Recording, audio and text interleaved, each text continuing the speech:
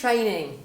It's something that some of our clients get completely bogged down by, but I'm going to give you a really great, innovative team training idea here on this Whiteboard Wednesday.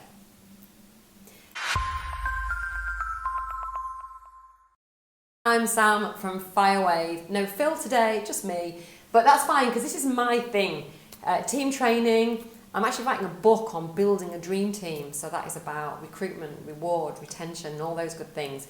And training is obviously a huge part of that, and I know so many agents don't do any training at all, but what we try and do on our meetings every Tuesday morning is try and bring some kind of innovative training, or at least an interactive exercise that everybody can enjoy, get really on board with, and it really bonds us as a team. So I'm going to share with you this innovative idea that we tried just this last week on our team training, see whether you'd like to try this in your team training too. Okay, this is I haven't got a name for it yet, so I just call it the Support Me Leader team training idea. I'm sure I'll come up with a much more snappy title for this, but this is what we did.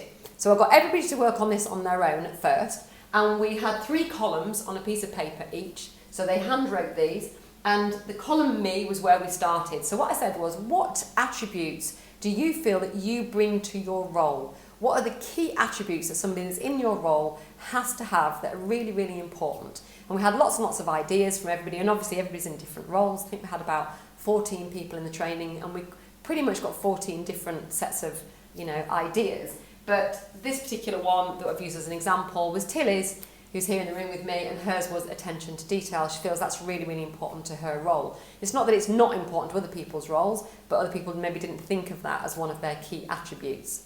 On the My Support, so what I did was I said to everybody, imagine I give you an assistant. What do you think are the key attributes that assistant needs to bring to the role in order to support you in your role? And some of them were the same. In fact, Isaac's assistant, not that he's got one or he's even going to get one, but Isaac's assistant, his list was pretty similar to the assistant's list, because I think he felt that in his list he had gaps in his knowledge and maybe his skills, and therefore he wanted his assistant to be able to plug those gaps. So that is perfectly creditable, and I can understand where he came from with that. So under My Support here, we've got willing learner, because actually if you do have somebody that's in a supportive role, of course you do want them to be a willing learner. If they don't learn, then they're never going to progress in their role, they're never going to be able to support you to the best of their ability. And then I said, okay, imagine you've now got a new leader. What do you want to see as an attribute in a leader? What are a good list of attributes that you feel like it's really essential for a really strong leader to have?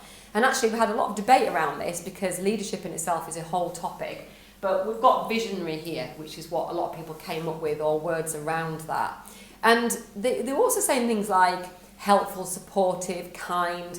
And I went, well, hang on, what about Steve Jobs? What about Bill Gates? What about these people who we couldn't see those attributes on the outside, and from what we've heard about those people, they don't seem to have those internally in their organisations, or Steve maybe didn't. So I'm not sure that they're necessary to being a good leader. They might be something that you want to bring to your leadership, but I think it was actually a really good forum for debate to come up with all these attributes. And everybody had 3 lists, and we had at least 10 attributes on each of these lists. And then what I did was I got them to collaborate in twos and to steal the other one's great ideas, so that as a whole, when we fed back, we all ticked off the ones that everybody else or somebody else had, until we ended up with some unique ones too. But what it showed me as the sort of organisational leader was what attributes people felt that they had or they needed, what they would need in a support role, and what they would need in a leader, including Phil and I. And that was actually very illuminating, and it's obviously going to go in my book. But the point of this Whiteboard Wednesday wasn't necessarily this particular innovative idea for team training or team interactive exercise. It was more about what ideas can you think of that you could bring to your team to make sure that your team are bonding, that they're working together, they feel valued, they feel heard, they feel listened to. And I think those attributes in themselves are really important. So much more than the outcome was, for me, the process of getting to the outcome. That was much more important for me. And just seeing people work together for well over an hour on this topic, I thought was a really strong and very beneficial exercise. Now, you might think that Firewave is a marketing agency.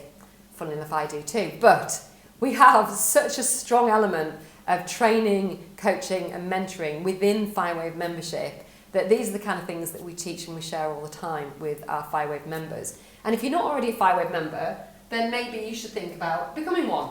And in order to find out whether it's possible for you to become one, whether your area is available, you need to go to this link here, which Tilly has written in her beautiful copper plate handwriting, which is fire-wave.co.uk/start, just the word START. And that will take you to a page where you can read a little bit more about Firewave and see whether you'd like to at least start the ball rolling with finding out whether your area is available, having a chat with the team. I can tell you that my team is absolutely rubbish at sales, aren't they, Tilly? And therefore, nobody's going to try and do a sales job on you. They will just talk to you about your needs and whether we think that you might be a good fit and whether maybe you think that we're a good fit. Give you an opportunity to ask any questions, maybe come along to one of our non-client events, and really start becoming aware of what Firewave has to offer, because it has a huge amount to offer, including the tips that I've shared with you today. So let me know about your team training, what you're up to, whether you have any innovative ideas for your exercises and your team training. I'd love to hear from you, and I'll see you on the next Whiteboard Wednesday.